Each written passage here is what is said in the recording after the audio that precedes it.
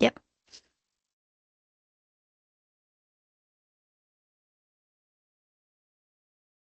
ya, vamos a comenzar el seminario. En esta oportunidad estamos hablando de cardiopatía isquémica.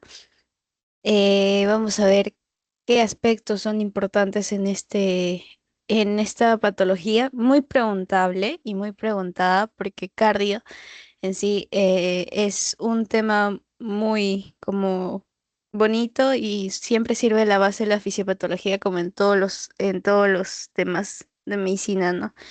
Y acá, más que memorizarnos, vamos a a hablar un poquito de cómo podemos nosotros entenderlo, ¿no? Y para eso vamos a empezar definiéndolo, vamos a empezar este, conociendo cuáles son las causas, la etiología, cómo tú lo puedes evitar. Y de acuerdo a la fisiología o la fisiopatología específicamente, vamos a ver qué cosas yo puedo hacer de tratamiento, porque ya en cardio vemos eso, ¿ya?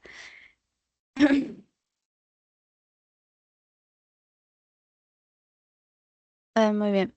Lo principal que me gustaría que siempre recuerden y que lo vimos en las primeras clases, creo que justamente tuvimos una clase de anato y fisiología del corazón y es muy importante ahora que vamos a ver una cardiopatía isquémica, que recordemos que es una enfermedad. Isquemia quiere decir, ¿qué quiere decir? Que es un paro o hay un stop de la oxigenación, ¿verdad? O sea, es la muerte celular no programada, obviamente, que se da por un proceso, en este caso, por un taponamiento que deja de irrigar a una zona específica, generando la isquemia. Entonces, la muerte celular. Entonces, eso es muy importante. Y antes de eso se queda sin oxígeno, ¿no? Y por eso generas la isquemia. Entonces, normalmente la irrigación coronaria va a ser como la base para que nosotros entendamos y comprendamos qué caras estarían dañadas, porque en un infarto, bueno, en una cardiopatía isquémica o también llamada enfermedad coronaria, también les pueden decir lo mismo, es igual, es indistinto. Vamos a tener que recordar un poco de anatomía, como vimos en las primeras clases, ¿no? Recuerden, la arteria coronaria izquierda que va a irrigar justamente a la parte izquierda del corazón. Recuerden dividir el corazón siempre en dos, la cavidad o la aurícula, en este caso derecha, la aurícula, eh, perdón, el ventrículo derecho, la aurícula de igual manera izquierda y el ventrículo izquierdo, ¿no?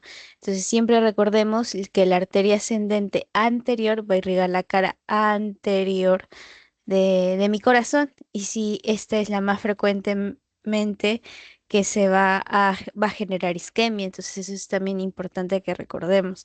También, ¿qué más?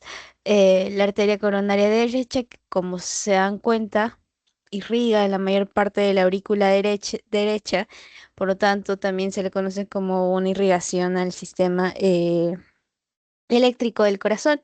Entonces también es muy importante que recordemos el nódulo sinusal, eh, eh, sino atrioventricular, y más que nada eso, luego la arteria coronaria izquierda y la circunfleja y las descendentes que vienen por acá.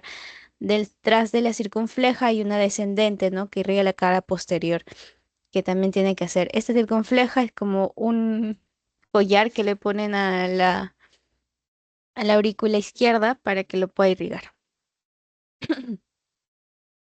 Eso quería que recordemos.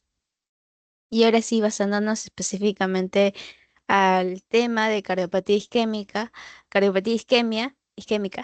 perdón.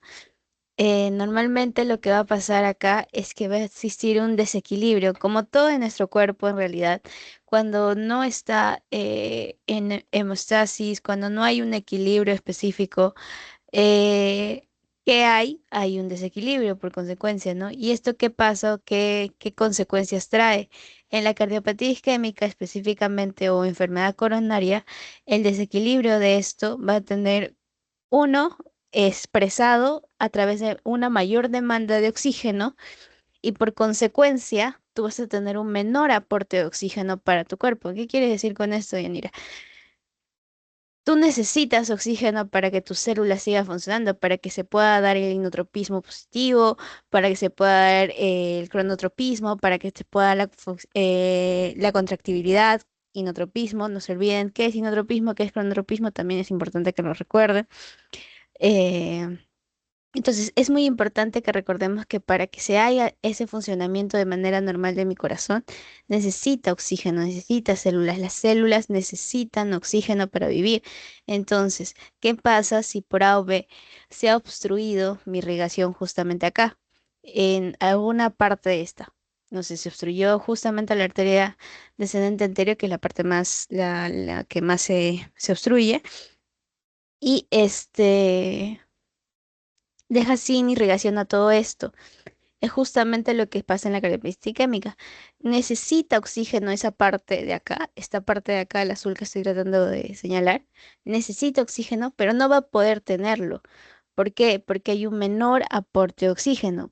Justamente porque hay un taponamiento cardíaco. Más que un taponamiento cardíaco, sería un trombo que ha viajado, vendría a ser un émbolo. Recuerden, el émbolo viaja, el trombo solamente se queda ahí.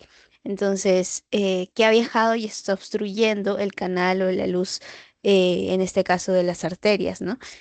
Y es muy importante que recordemos esto porque esto también es importante en cuanto a la demanda de oxígeno. ¿Cómo yo interpreto la demanda de oxígeno? Tienes que ver tú acá la frecuencia cardíaca, obviamente, ¿no? La capacidad para que tú puedas generar ¿cómo cuentas la frecuencia cardíaca? ¿Cómo lo determinas, verdad? A través de la funcionalidad del corazón.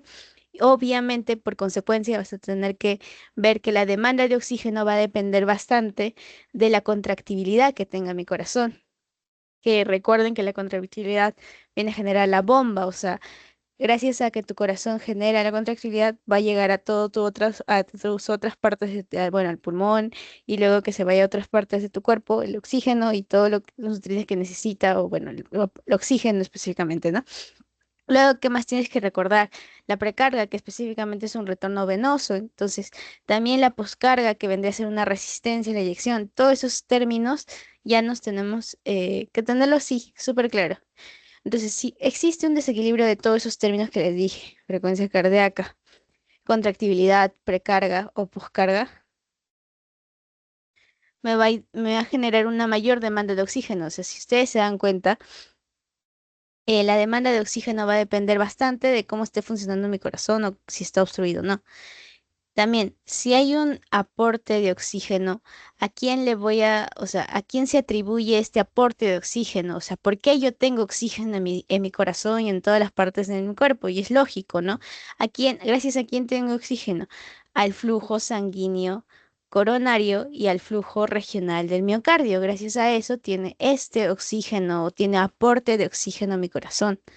Entonces, ¿qué pasa si hay un desequilibrio entre estos dos? No sé, hay una mayor demanda, o sea, necesito más porque mi corazón está, porque no llega, pues aumenta la frecuencia cardíaca, aumenta la contractibilidad, porque cree que debe hacer lo suficiente, o sea, no es lo suficiente para que pueda generar el oxígeno o pueda llegar el oxígeno que se necesite. ¿Ya? Y es muy importante que como entendemos esto, recordamos los factores de riesgo, porque los factores de riesgo normalmente nos ayudan a determinar, uno, que hay factores de riesgo mayores y menores y otro que son modificables y no modificables. Entonces, acá tú tienes los modificables, que obviamente son cosas que tú vas a poder cambiar o que la persona va a poder cambiar, que son obviamente obviamente, el, que son obviamente, ya, que son el hábito de fumar, ¿qué más puedes cambiar? Puedes controlar tu hipertensión arterial, obviamente no curarla, pero sí controlarla. La diabetes mellitus de igual manera. Tu dieta la puedes controlar porque vamos a ver que la primera causa de una cardiopatía isquémica va a ser la aterosclerosis. Entonces tenemos que recordar eso también. ¿Y cuáles son los no modificables? Son los que, o sea, tú de por sí naces así y ya no puedes hacer nada. Entonces, ¿a quién vamos a tener acá? No se olviden, varones. Y más cuando estos varones tienen, eh, bueno, empieza desde joven en realidad los varones, ¿no? De 45 años. En caso de las mujeres, empieza más tardío justamente porque tenemos como un protector fisiológico, ¿no? Entonces también otro aspecto importante vendrían a ser los antecedentes familiares. Si tu paciente, si algún familiar tuyo ha tenido una cardiopatía isquémica, es muy probable que tú también lo tengas. Entonces, ahí existen también factores de riesgo eh, altos o de alto riesgo, que en este caso sería el tabaco, la hipertensión arterial, la diabetes mellitus y las dislipidemias. Son como los factores de riesgo altos que sí debemos tenerlo en consideración, ¿no? Si están presentes, es muy probable que tu paciente se pueda complicar o pueda ser un IMA, ¿no? Y contrario a lo que quizá pensamos, la obesidad a veces no es un factor de riesgo muy, muy, muy, muy importante, más bien las consecuencias de tener una obesidad sí, pero es un riesgo menor, ¿no? Estos serían los mayores y estos serían como que los menores, quizá la obesidad, ¿ya? Muy importante que también recordemos la etiología, como se estaba diciendo. Normalmente la etiología de una aterosclerosis, bueno, de una cardiopatía isquémica, siempre vamos a enfocar a la aterosclerosis. Entonces, justamente cuando hablamos de la aterosclerosis, debemos recordar un poco de fisiología, patología, perdón, patología. Entonces debemos recordar dónde se ubica la placa de ateroma o la placa que ya está completamente llena de ¿qué? Bueno, vamos a repasar un poquito el proceso. La lesión inicial, ¿qué vas a ver? O sea, ese es el primero. O sea, normalmente lo que pasa es que tú debes recordar que va a existir dentro de la cardiopatía isquémica una cardiopatía isquémica con angina estable y otra con angina inestable. La angina estable, lo que normalmente pasa, o cuál es su primera causa, va a ser esto, la aterosclerosis. ¿Por qué? Porque normalmente existe un proceso para que se pueda obstruir o pueda generar un trombo o esto se pueda salir, como en este caso está saliendo, se está generando un trombito. Existe todo un proceso que va a pasar. No es como que de la nada. Aparte, principalmente, ¿por qué diferencias la angina estable con una inestable? La estable da síntomas progresivos, quiere decir, y ahí es donde vamos a ver la clasificación de NIHA para la disnea. Y vamos a ver que normalmente lo que pasa es que tú vas a tener una dificultad o un dolor tipo opresivo, pero que va a calmar, va a disminuir en algún momento, va a calmar. Y eso es lo que se llama angina inestable, estable, perdón. ¿Por qué? Porque normalmente no genera una oclusión completa de la luz de la luz de las arterias o de de las arterias, ¿no? Entonces no genera una obstrucción completa pero obviamente que genera síntomas y eso es lo malo. Ya, entonces continuando con la disfunción endotelial, recuerden que todo esto es un proceso. Existe una lesión inicial en un primer momento. Lo vas a ver normal histológicamente, pero vas a tener que encontrar en estos casos las famosas células espumosas aisladas, los infiltrados de macrófagos, porque están viniendo a tratar de defenderte. O sea, no lo logran y generan una estría grasa. Bueno, generan una estría grasa por la acumulación lipídica intracelular. Posteriormente vamos a tener una lesión intermedia y bueno, un ateroma y una fibroateroma y luego finalmente la lesión que se complica y genera una ruptura y va a generar trombos, ¿no? Y como se dan cuenta, todo es como un proceso específico, entonces eso tenemos que recordarlo. También es importante que recordemos cuál es el lugar más frecuente o la arteria o la ubicación más frecuente que se da o que genera un trombo que viaje o un émbolo. Vendría a ser en las aortas y luego posteriormente a la arteria coronarias, ¿no? Que son las de gran calibre en la mayoría de los casos. Esta placa es la que justamente nos da más miedo esta última, porque normalmente lo que se divide es lesión uno, lesión 2, lesión 3, lesión 4. y lesión 5, que normalmente, bueno, el ateroma, ajá, lesión 5 y lesión 6, en el cual la lesión 6 la que se conoce como placa complicada, justamente porque al romperse el trombo puede ocluir toda la luz, la luz arterial y genera una obstrucción. Y por otro lado, este puede viajar seguir su irrigación y viajar a otro lugar y obstruir de igual manera. Entonces no se olviden que las células espumosas están frecuentes en el primer estadio que les podrían preguntar. Y en la 2 generas la estría grasa. Normalmente existe un aumento de LDL, que son, como ustedes saben, eh, lipoproteínas, ¿no? Lipoproteína de baja densidad. Eh, Muy bien.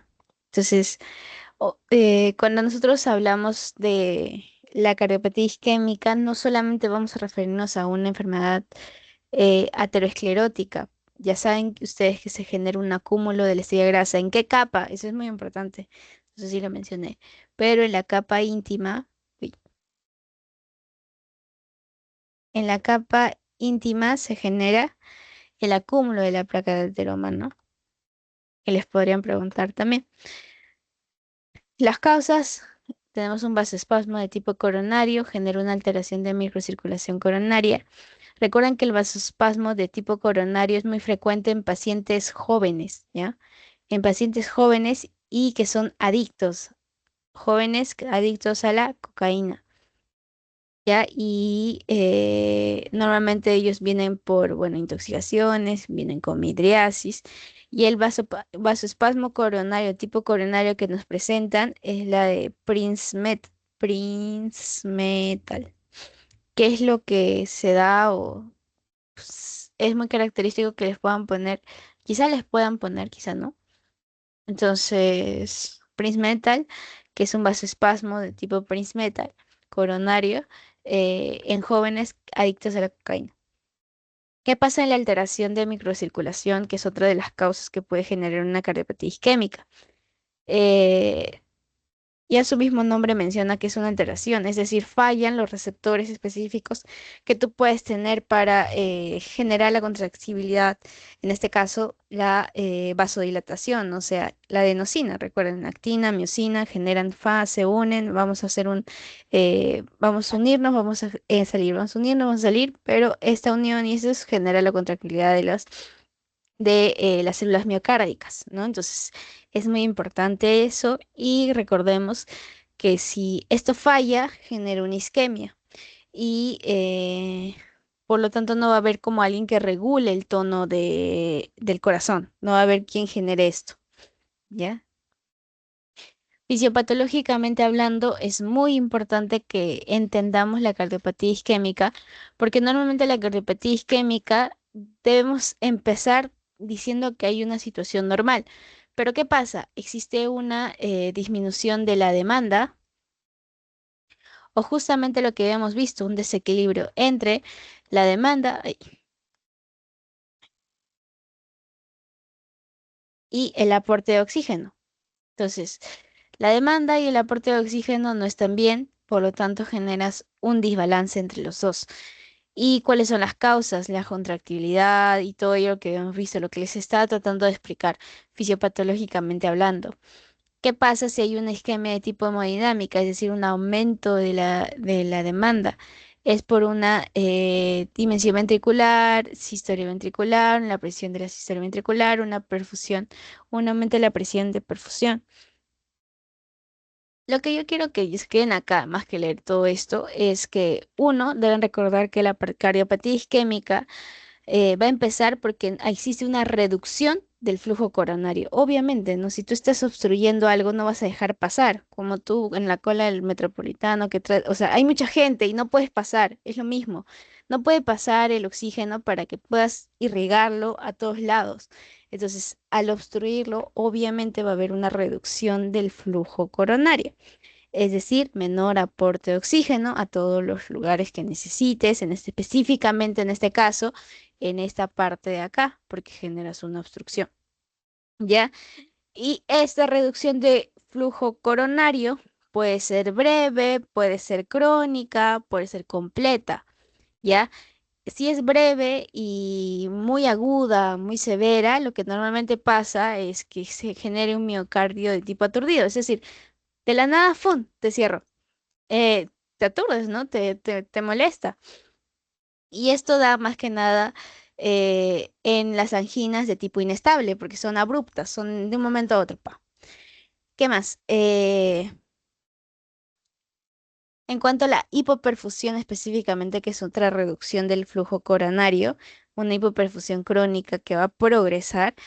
Esto ya es un miocardio que ha ido hibernando, que ha ido, bueno, mi placa de ateroma ha ido creciendo, creciendo, creciendo y un momento a otro, ¡plaj!, genera una hipoperfusión, es decir, una baja perfusión en mi corazón, en el lugar donde está irrigando normalmente esa arteria, ¿no? Entonces, todos estos son miocardiopatías de tipo viable, es decir, que son reversibles, se puede revertir, pero hay otra que no se puede revertir, que es justamente la completa y la resistente, que específicamente va a haber necrosis. Si hay necrosis, no puedes hacer nada, ya hubo isquemia, ya hubo todo. Entonces, si hay necrosis, es completa y persistente, pero si hay un hipoperfusión crónica, puedes hacer algo, y si es súbita, también puedes hacer algo. ¿Me entienden? Entonces, todo esto va a generar una disfunción específicamente ventricular izquierda. Esta disfunción ventricular izquierda va a generar una alteración de la contractibilidad específica, ¿ya? Generando una falla del corazón, que es justamente todo lo que está acá en realidad, miocardiopatía isquémica y todo, pero, o sea, lo principal es que recordemos que hay una disfunción ventricular izquierda por una reducción del aporte de flujo coronario, de flujo de oxígeno, ¿ya? Esta disfunción específicamente de sistolia, de sístole, diástole, perdón, y también de los cambios electrocardiogramas, vamos a llamar o se va a dar como la manifestación clínica de la angina, ¿ya? Y eso es clínicamente hablando, ¿ya? También recuerden que dentro de la necrosis vamos a tener un tipo de necrosis coagulativa, no se olviden, es coagulativa, ¿ya? Y eso es lo principal. Y también me interesa bastante que ustedes puedan diferenciar, como al inicio les estaba diciendo, la angina estable con la inestable. Recuerden, la angina estable, o sea, ¿qué quiere decir? Ocurre, pero generalmente durante un esfuerzo físico que es tipo considerable. Siempre va a aliviar con el reposo o con la administración de triglicerina, que esto no pasa en una angina inestable, es decir, no se alivia con el reposo en la administración de nitroglicerina, no va a calmar, porque esto normalmente es una obstrucción completa, normalmente. También puede ser facial, pero es muy como al ser un trombo que ha viajado y de la nada está dejando de irrigación, eh, dejándolo sin irrigación. Entonces es muy importante que tengamos eso en cuenta. La intensidad del dolor no varía con el tiempo, sin embargo, la inestable va a aumentar con el tiempo. Dura menos de 20 minutos o más de 20 minutos o 5 minutos en este caso. Irradiación de espalda, brazos o mandíbulas. En el cambio, el otro lado se va igual, perdón, se van igual. Puede expresarse como disnea, náuseas y fatiga, y puede causar un infarto agudo de miocardio en caso de una angina de tipo inestable. Ya, de igual manera, al otro lado está lo mismo, quizá ejercicios, quizá en EKG que se puede ver, y entramos a la angina inestable como tal. Entonces recuerden que la angina estable, o también llamada crónica, es de manera progresiva y normalmente se va a dividir según la obstrucción que tenga, ¿ya? Si, por ejemplo, miren acá en esta arteria, la placa es de tipo estable y es no trombótica, y su núcleo lipídico, en este caso este amarillito, de células esponjosas, es muy pequeño, o sea, es pequeño, a diferencia de la cubierta fibrosa, porque normalmente acá esto, voy a pintarle otro, un rojo. Esto de acá que voy a marcar es como un componente fibroso que se va a quedar, obviamente. La placa donde crece, en la placa que habíamos dicho, en qué capa crecía la placa, ¿se acuerdan?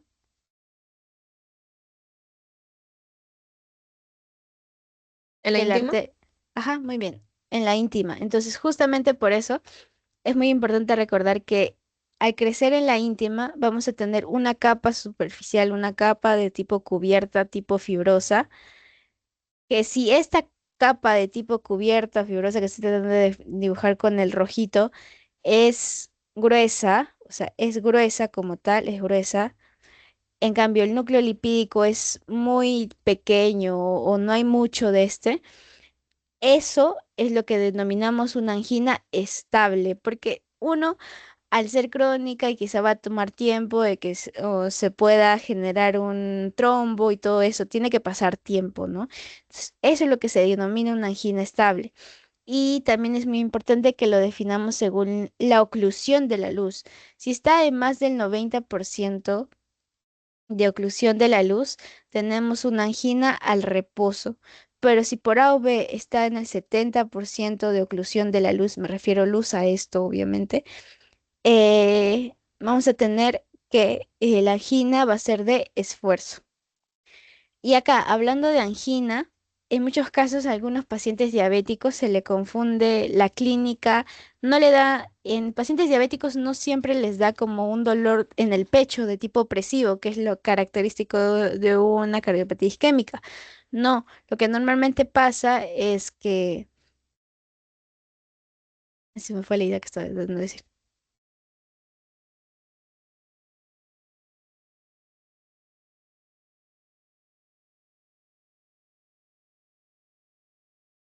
Ay, se me fue la idea que estaba. Bueno, ya. Bueno, no sé qué está. La clasificación funcional de la insuficiencia cardíaca según el NIJA. Esto también es muy importante porque la disnea normalmente lo que pasa es vas a tener 4 grados que pueden preguntarte sí o sí. No solo acá, en neumo también, que te van a... Ah, ya me acordé que estaba diciendo. La diabetes mellitus normalmente no tiene una clínica de angina, un dolor en el pecho, no. La diabetes mellitus o pacientes diabéticos diabetes mellitus van a generar una disnea y por eso es importante que hablemos del NIJA. Ajá, eso era lo que quería decir. Se me fue de la nada, pero ya no importa. Entonces, la clase uno generalmente hay una limitación, no hay ninguna limitación, perdón, o sea, son asintomáticos. Clase uno, recuerden, asintomáticos. Están bien, todo está bien, estamos bien, ustedes bien, yo bien, todos bien. Ya somos asintomáticos hasta que pase la clase número 2. Que la clase número 2 ahí sí tienen que recordarse quizá porque corren, o sea, al correr te molesta. En la clase 3 al caminar, te molesta. Y en la clase 4 hasta cuando estás en el reposo, es decir, sentadito, te va a molestar. Eso sí o sí debemos aprendernos, ustedes y yo, para que nosotros podamos entender cuál es el grado de disnea que tiene mi paciente, cuál es el grado de dificultad que tiene mi paciente para poder entender cuánto de obstrucción podría tener mi paciente. Obviamente en la luz, ¿no?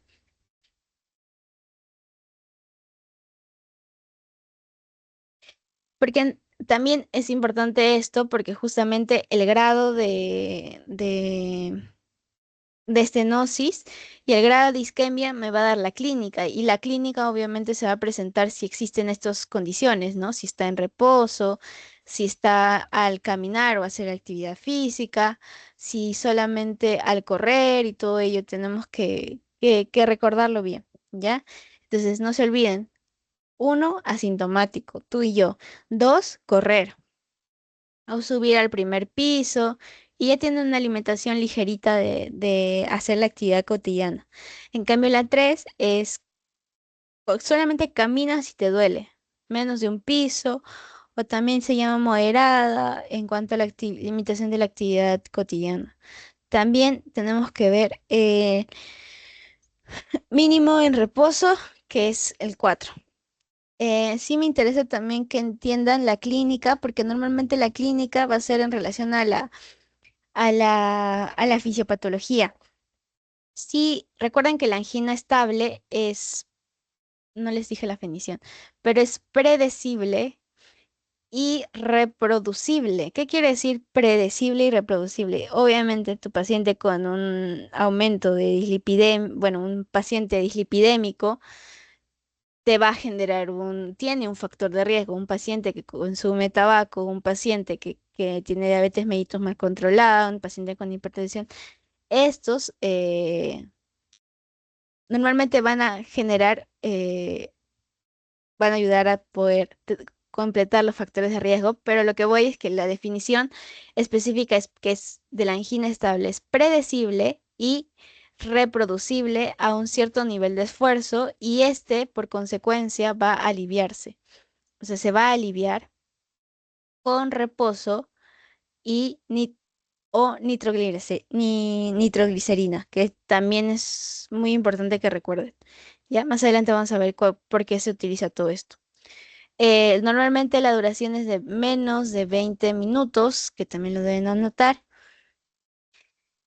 Y bueno, ya les dije de la lesión. eh, Al ser una placa estable, o sea que no se va a mover, normalmente es no trombótica, pues, ¿no? Si es no trombótica, quiere decir que tiene muy poco chance de que se genere un trombo y y que pueda viajar y pueda obstruir.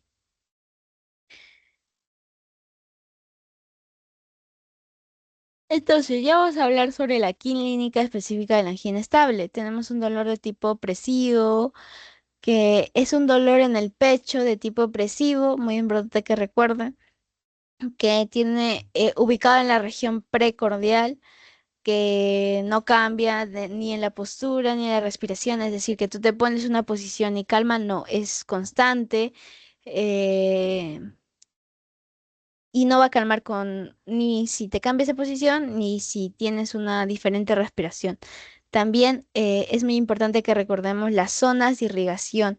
Si por A o B este dolor se va a la zona interescapular, podemos pensar en una angina. Si este dolor se va al epigastrio, podemos pensar en una angina. Si este dolor va al brazo izquierdo, ¿y por qué izquierdo? Porque obviamente el corazón está más de la mitad del corazón está para el lado izquierdo, ¿no? Y justamente habíamos visto que la cara anterior es la más chocada, ¿no? Que es la que más se afecta. ¿Qué más? Ya. Reposo o nitratos también.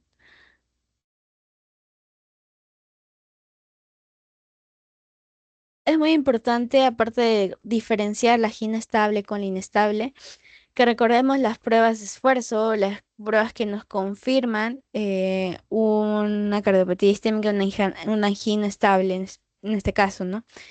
Recuerden que el EKG va a ser una parte muy importante en nosotros y el test de esfuerzo, que es un tipo de ergonometría, que son pruebas específicamente funcionales, nos ayudan bastante a tener un basal y si se sospecha de diagnóstica. Recuerden que este test de esfuerzo solamente se va a hacer en pacientes con angina estable, porque si es una angina inestable, como vamos a ver más adelante, no le puedes meter a hacer una prueba de esfuerzo porque, pucha, el paciente va a estar mal, ¿no? O sea, hemodinámicamente va a estar mal. Vas a tener un dolor específico muy fuerte, va a ser la primera vez, vas a tener que sospecharlo ya. Entonces el test de esfuerzo no es como que tu prioridad en ese momento, ¿no? En cuanto a una angina inestable, pero una angina estable es lo que normalmente se hace para dar el diagnóstico. Son pruebas de tipo funcional, no se olviden.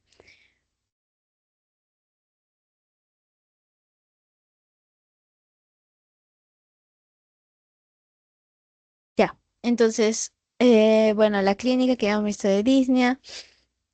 También es importante hablar sobre la gamografía que quizá les hayan puesto para el diagnóstico, que en la gamografía de perfusión es muy sensible, es muy específica, utiliza radioisótopos para conocer y todo ello, pero coronariografía. ¿Qué le estoy hablando? Coronariografía es la prueba gold estándar si por A o B les preguntan. Es gold estándar, quiere decir es como la mejor, la mejor, la mejor, la mejor de las mejores. Es una prueba obviamente invasiva y al ser invasiva tiene un grado de limitación, entonces debemos recordar bastante eso a mi audiencia, a los pacientes. Ya, muy bien. ¿Qué más?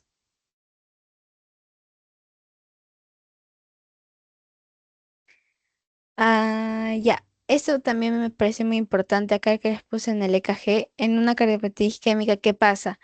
Tienes uno, la isquemia, que es una disminución de la hipoperfusión. Luego, por consecuencia, vas a tener una lesión, o sea, se va a lesionar esa zona que no está irrigada. Y por consecuencia de la lesión vas a generar una necrosis, es decir, esas células se van a morir porque necesitan oxígeno para vivir. Si tú ves isquemia, normalmente lo que pasa es un supradesnivel de la onda T. Y si hay una lesión específicamente, podríamos ayudarnos a diferenciar en una elevación del SFT o del segmento ST, ¿no? Como acá. Y necrosis con la onda Q. Eso ya, bueno. Eso es muy importante. Y no se olviden que el tratamiento de una cardiopatía isquémica normalmente no solamente son tratamiento de por sí, sino que son un cambio de estilo de vida, porque habíamos visto que la causa más frecuente era la aterosclerosis, entonces tienes que tener un cambio de estilo de vida. Al tener un cambio de estilo de vida, ahí vamos a tener buen pronóstico, menor riesgo, pero hay pacientes que ya vienen o sea, cuando tú quieres dar un tratamiento, hay pacientes que ya vienen con un mal pronóstico y hay pacientes que vienen con un buen pronóstico, o sea, vienen temprano, o sea, vinieron temprano, estamos todo bien. Si tiene un buen pronóstico, normalmente lo que haces es esta terapia, la terapia antianginosa, que ahí, ¿qué le puedes dar? ¿Será beta bloqueadores, beta blocks? Que me ayuda bastante al pronóstico y calma específicamente los síntomas, ¿no? Beta bloqueadores específicamente los selectivos como el bisoprolol, atenolol, esos específicamente. Eh, y también la terapia antihisginosa, ahí es donde entra a tallar los nitratos, ¿ya? ¿Qué más? Las estatinas, que normalmente ya, perdón, la terapia de antiagregación plaquetaria, que normalmente es muy importante, es todo lo que se da a un paciente con una angina estable. Vas a darle nitratos, vas a darle... ya, en cambio, la antiagregación plaquetaria, vamos a tener aquí específicamente a la aspirina y al clopidogrel. Cuando uso cualquiera de los dos, normalmente en cáncer colorectal o va a prevenir preeclampsia, ¿quién? La aspirina. Eh, ¿Qué más? Bueno, ahí le puedes agregar las estatinas y los yecas, ¿no? Que te puede dar falla cardíaca por diabetes mellitus. Entonces, el tratamiento de revascularización ya es un tratamiento que se da en pacientes con un mal pronóstico. Si tienen un mal pronóstico, generan un tratamiento se va a dar un tratamiento de revascularización que si este cumple criterios específicamente, por ejemplo, ¿cuántos vasos está dañado? Un vaso, esto es de la arteria coronaria izquierda, más del 50%, o son dos vasos, la arteria descendente anterior, la ADA, o más del 70%. Entonces, lo que normalmente hacemos es ver cuánto es la obstrucción de la luz, en este caso de la arteria, para dar un tratamiento específico, ¿no? Si existe una obstrucción o algo, se hace una cirugía de tipo bypass, pero si no, se hace solamente una angioplastía de tipo coronaria transluminal percutánea.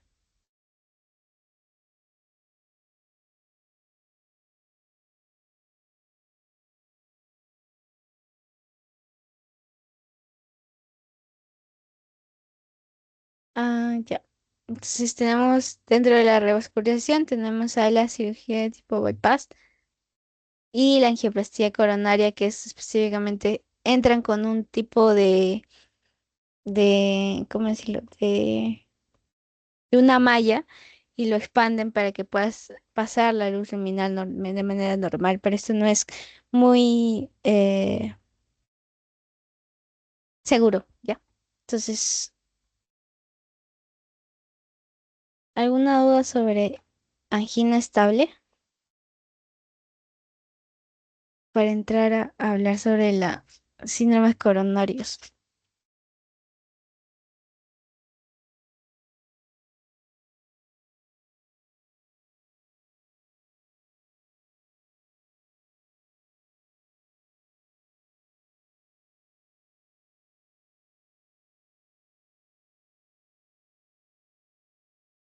Por mi parte, todo claro.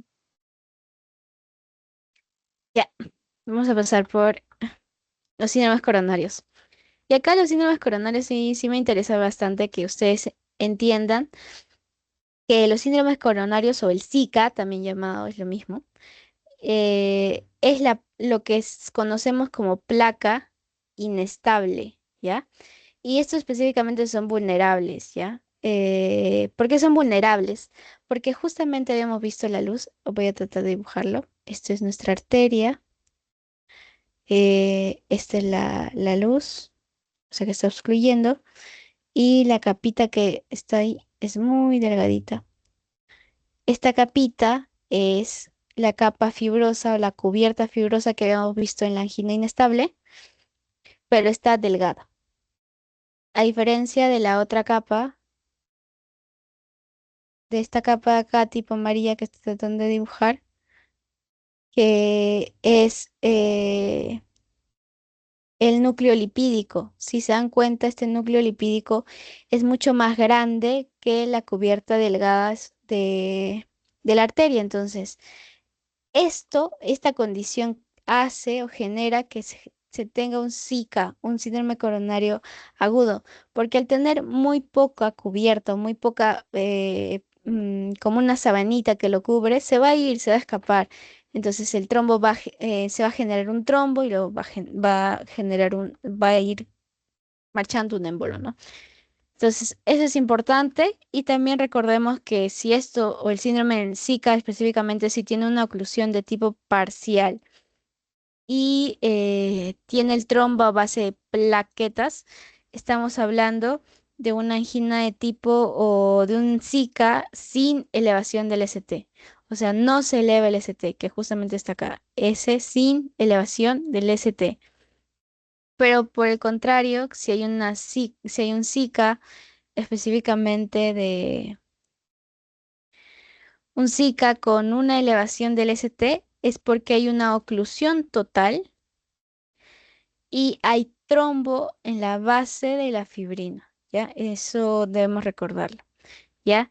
Acá, que teníamos de manera una oclusión parcial y plaquetas, PP, pero en el Zika teníamos una oclusión de tipo total y a base de fibrina, ¿ya? No se olviden de eso porque a veces les pueden preguntar. Y dentro de el Zika sin elevación del ST, tenemos que a la angina inestable, que es la isquemia aguda específicamente, ¿no? Luego tenemos a Lima, no, en este caso, el Lima o el infarto agudo miocardio sin elevación del ST, ¿ya? eh, y no se eleva el Q, ¿ya? Entonces, ¿se acuerdan qué era el Q? O sea, ¿qué nos ayuda a determinar el Q?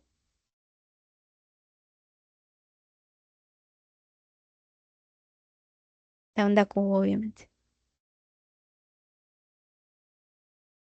Necrosis, ¿verdad? Entonces, si la onda Q no está dañada, tenemos un IMA con no onda Q, es decir, de tipo subendocárdico. Ya aún no hay necrosis, pero no completa. Sin embargo, cuando hablamos de un Zika de tipo con una elevación del ST, con elevación del ST, normalmente, como les dije, vamos a tener oclusión total y fibrina, y por consecuencia nosotros vamos a tener, al tener una oclusión total, quiere decir que no entra ni sale nada. Entonces, al tener una oclusión es el que me da el infarto o el lima específicamente con una elevación de la onda Q, que significa necrosis, ¿no?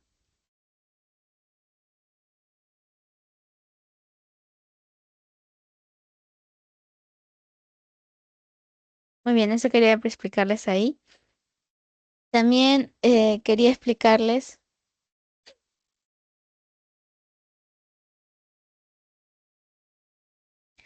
también quería explicarles sobre esto. ¿Qué pasa cuando hay una depresión del ST? ¿Qué pasa cuando hay una elevación o no del ST? Recuerden específicamente este gráfico, qué es lo que pasa cuando hay una elevación, o sea, cuáles son las consecuencias, un IMA, qué me ayuda a diferenciar la onda Q, que es necrosis y todo ello, nos tenemos que recordar. También es importante que aparte, obviamente, o sea, viene un paciente con una sospecha, tú sospechas por la clínica un infarto de miocardio, ¿qué pasa? O un Zika, ¿no? ¿Qué pasa? Lo primero que haces es sospechar por la clínica, es decir, haces una evaluación clínica, haces semiología, todo bien, y luego lo que haces es tomar un EKG, ¿verdad? En los primeros 10 minutos más o menos. Pero luego de eso tienes que tomar las troponinas, que es un biomarcador específico del corazón, muy importante para nosotros podamos determinar el daño o la severidad que genere este imán, ¿no?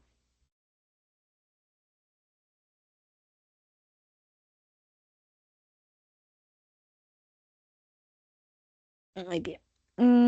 Ya, y las troponinas, ¿por qué son importantes? Porque normalmente nos ayudan a determinar si hay una isquemia o no en nuestro cuerpo, ¿no? Si está muy poco elevado, necrosis. Si está demasiado elevado, ya pues se ha muerto completamente. Hay muchas troponinas, genera muy...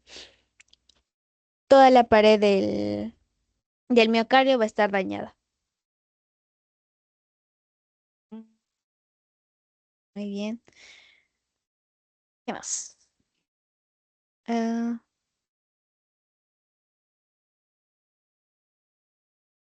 ya, esto es lo que les quería decir, la depresión, elevación, esto ya es para que lo puedan leer. Esto sí me interesa bastante que aprendamos. ¿Por qué? Porque justamente habíamos visto la clase de electrocardiograma que les di y normalmente lo que pasa es que nosotros no entendemos el electrocardiograma porque no sabemos qué cara irriga tal qué cara. Entonces, recuerden que del B1 al B4 lo que normalmente pasa es la irrigación de la cara anteroseptal o también de la descendente anterior, justamente la primera imagen que vimos de las arterias. Entonces, todo eso se va a limitar entre la derivación B1 y B4. Entonces, si se dan cuenta, lo amarillo sería B1, B2, B3, B4, que todo eso sería la cara anteroseptal. Sin embargo, si yo quiero medir la cara de tipo lateral alta, voy a tener la derivación 1 y el ABL, ¿no? Entonces, eso también es importante. ¿Qué pasa si mi cara lateral es muy baja? Se tiene que medir, bueno, es baja específicamente, B6 y B7. También acá tienes una cara de tipo cara lateral baja y alta. Y al decir alta y baja es justamente la arteria circunfleja la que entra acá a tallar, ¿no? Se acordarán de la arteria circunfleja que es la que ahorca, ¿ya? Y por consecuencia también tenemos a la cara inferior, que la cara inferior va a estar por la derivación 2, 3 y ABF. Es decir, si tú encuentras alguna alteración en cualquiera de esas derivaciones, tú tienes que pensar en que hay un defecto en, en el paciente. Entonces, vas a determinar gracias a este territorio tipo exploratorio cuál es el lugar de ubicación de Lima o esas cosas.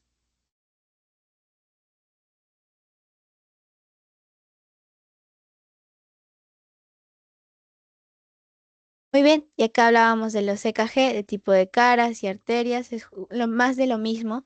Lo que sí me interesa bastante es que aprendamos esto, que son los biomarcadores cardíacos. Estos biomarcadores cardíacos, normalmente lo que pasa es que se van a elevar si existe una alteración específica, ¿no? Entonces, estos biomarcadores, recuerden que el primero en elevarse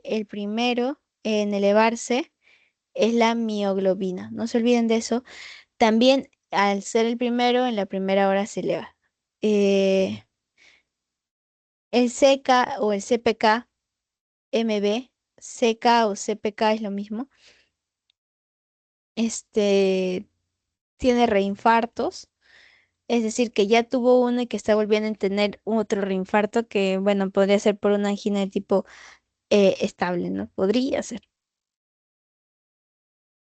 Luego bueno, acá no está tan bien, pero también podría ser una hepatitis de tipo hemólisis o tipo autoinmune. Y el LDH, que ya es la última en elevarse, o sea, la última que decimos o que dejamos.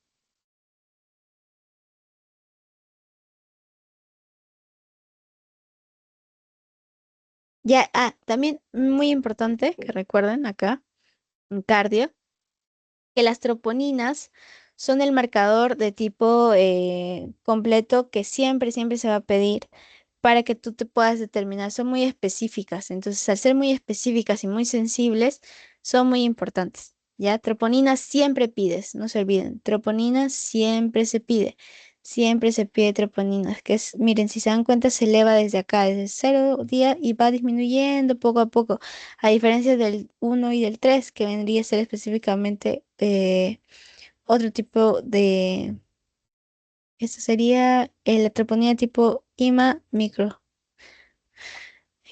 Y bueno, ¿tienen alguna duda?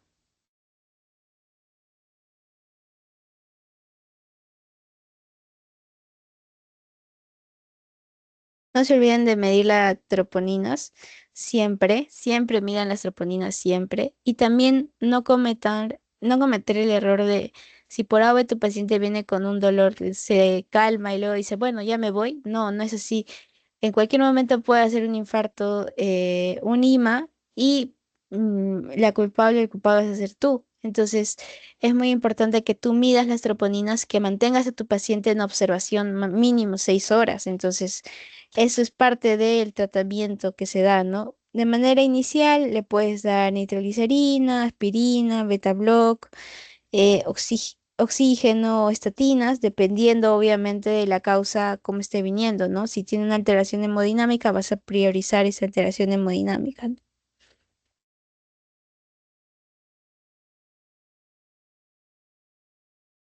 ¿Ya? ¿Tiene alguna duda?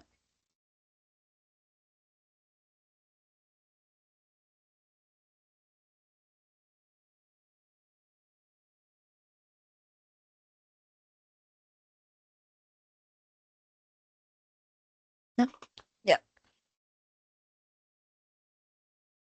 A ver.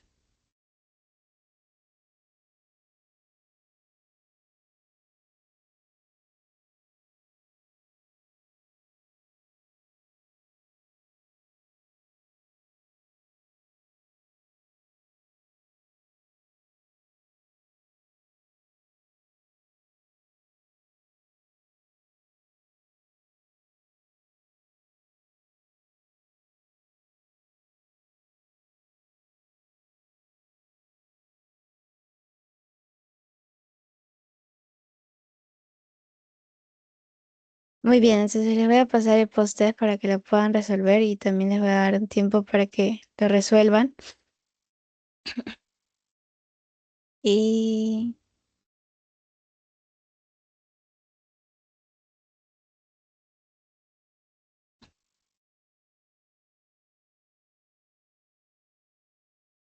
y también para resolver juntos el post-test.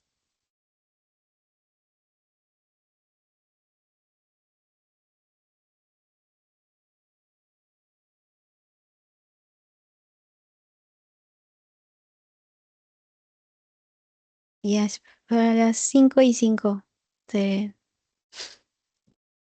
resolvemos.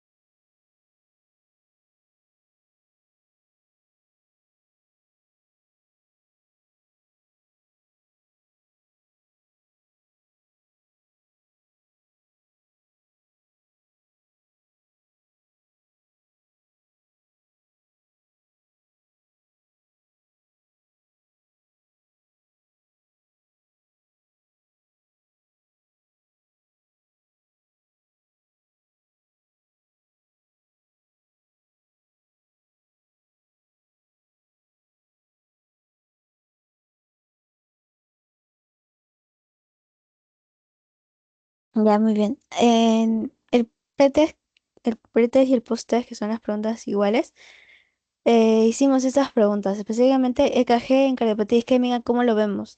¿Recuerdan un supradesnivel de la onda T es lo que me caracteriza una isquemia? ¿Segmento QR elevado genera una lesión? No. ¿Recuerdan cuál es el segmento específico en este caso de una lesión que habíamos hablado? No es QR, ¿cuál es?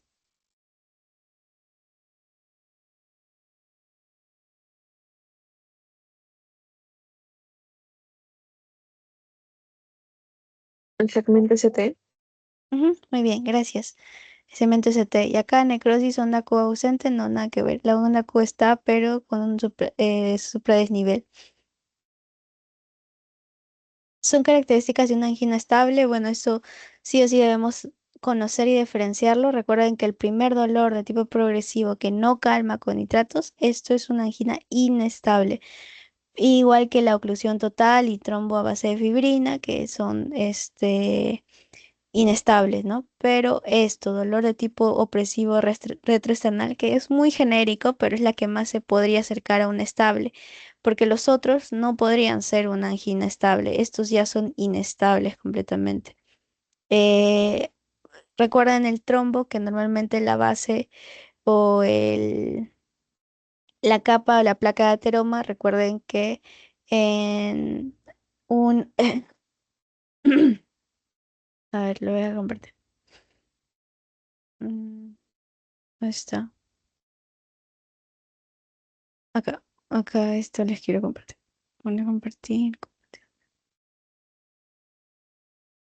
Esto justamente en la clase que estábamos viendo, la cantidad de capa que vamos a tener, la capa específicamente de fibrina en una angina estable va a ser muy gruesa, a diferencia de la placa o de ateroma, que es muy delgadita. En cambio, en el otro lado, en una angina de tipo inestable de un Zika, esto es más grueso, la grasa hay mucho más y la cubierta en este caso está muy delgadita. Este es que tiene más riesgo de generar cuadros agudos y generar una obstrucción completa, ¿no? Entonces, justamente vimos eso. Muy bien, acá. Es dolor, ya, ya, esto. Un paciente de 65 años de edad con antecedentes de dolor de tipo torácico opresivo durante la actividad física. Ya, esto específicamente es para conocer. Miren, así les van a poner un paciente de 65 años, mayor de edad. ¿Se acuerdan que más de 45 en pacientes varones era su promedio? Con antecedentes de dolor torácico opresivo durante la actividad. ¿Hasta ahí qué piensan? ¿Una angina estable o una angina inestable?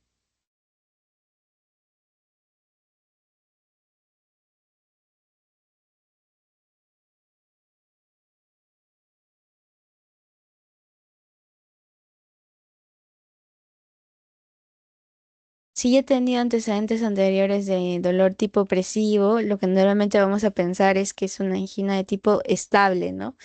Entonces, y más cuando hace actividad física, le molesta, ya, angina estable. ¿Qué más? En la exploración de tipo física, el paciente tiene una presión arterial de 160 sobre 90, demasiado alto, ¿verdad? Y un pulso de 85 latidos por minuto. ¿Cuál es el siguiente paso más apropiado en la evaluación y el manejo de este paciente? Lo que normalmente se acuerdan que les dije acá, que teníamos que hacer era el test de esfuerzo en una angina de tipo estable, el test de esfuerzo que me ayuda a determinar el diagnóstico específico de mi paciente. En este caso sería eso. Muy bien. En la exploración de tipo física, el paciente tiene una presión arterial de 160, un pulso de tal. En este caso sería realizar un electrocardiograma de esfuerzo o un test de esfuerzo, ¿no? Que es lo mismo que les estaba diciendo acá. Un test de esfuerzo. Muy bien. Mujer de 65 años con diagnóstico de falla cardíaca. Hace 3 meses presenta disnea y dolor de tipo precordial a pequeños esfuerzos. Recuerden a pequeños esfuerzos. El examen físico, ingiere edema en membros inferiores, que puede ser por una insuficiencia cardíaca. ¿Cuál es la clase funcional según el NIHA? Entonces, principalmente tienes que recordar, hace 3 meses presenta una disnea y dolor precordial en pequeños esfuerzos. Sería uno, dos o tres. En este caso, uno habíamos dicho que estaba bien, ¿verdad? O sea, eso es como asintomático, asintomático. Pero ¿qué pasa en el dos? Que había al momento de correr te molestaba, ¿verdad?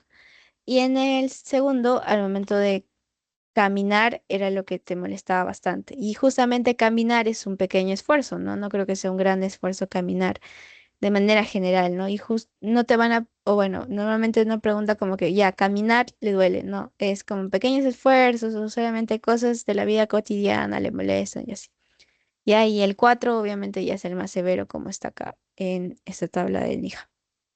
El 4 es la incapacidad completa en el reposo. Muy bien. En un paciente con infarto de miocardio de localización inferior, recuerden las derivaciones específicas de cada uno. Y esto creo que no les dije, pero es importante que veamos las derivaciones específicas de cada uno. ¿Ya? En este caso es el infarto del ventrículo derecho. Acá vimos las derivaciones. Acá la cara anterior. Eso lo sacaban por descarte, ¿ya? No porque está acá, pero es por descarte. En un infarto de ventrículo derecho es lo más probable. Ya, ya, chicos. Eso sería todo por la sesión de hoy. Más bien, gracias por quedarte y si tienes alguna duda o algo lo podemos repasar ahorita. No sé.